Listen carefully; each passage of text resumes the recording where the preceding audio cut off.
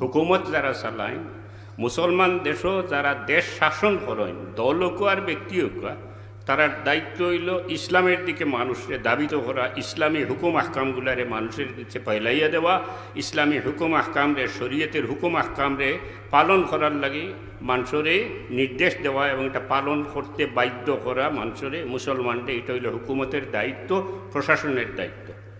অবশ্য দুনিয়ার বুকে মুসলমানের কোনো দেশ, এমন দেশ নাই যেখানে কোনো শাসক, কোনো প্রশাসক, কোনো ক্ষমতাসীন দলের কাছে মুসলমান দেশে ইসলামের কোনো দাম নাই, কোনো মূল্যায়ন নাই। ইসলাম, মুসলমান, টুপি, দাড়ি এগুলা তারা কাছে কোনো ব্যাপার নাই।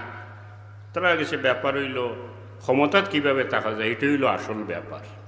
এতে সব তকি এখন অভিযোগ, সব তকি মাথার থেকে ফালাই দেওয়া পড়ুক, হাজারো লাখো মানুষ মারা পড়ুক, ক্ষমতাত কীভাবে থাকা যায় এটাই হইল তার আসল টার্গেট। তো সৌদি বাদশার অবস্থা দুনিয়ার সব দেশও, আমরার দেশও বলা।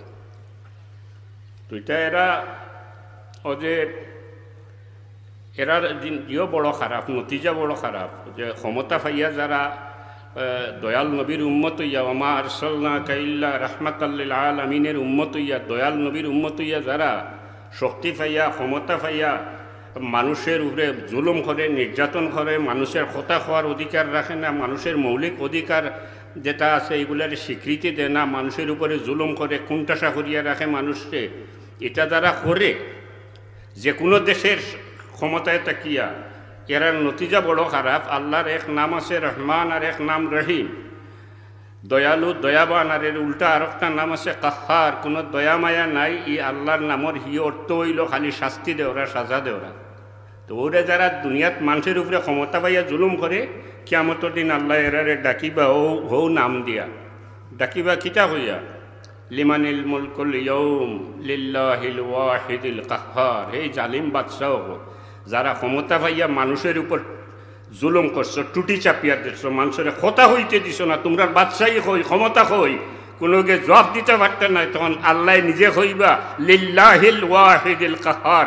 জানিয়া রাখো আজকে সেই আল্লাহর বাদশাহী যে আল্লাহ এই ধরনের জালিমহলরে সামান্য ছাড় দেওয়া নাই, যে আল্লাহ এই ধরনের জালিমহলরে শুধুমাত্র শাস্তি দেওয়া, যে আল্লাহ সেই আল্লাহর বাদশাহী।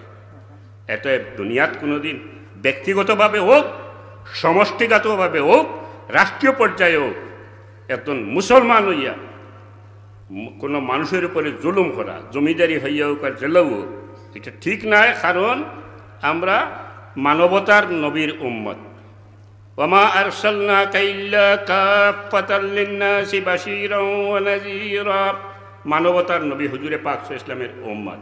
নবীজি হুজুরে পাক সাল্লাল্লাহু আলাইহি ওয়াসাল্লামে কোনো দিনও কোনো ধরনের কোনো মানুষের উপরে সামান্যতম কোনো নির্যাতন করছেন না, জুলুম করছেন না, কোনো ধর্মের কোনো বর্ণের মানুষরে।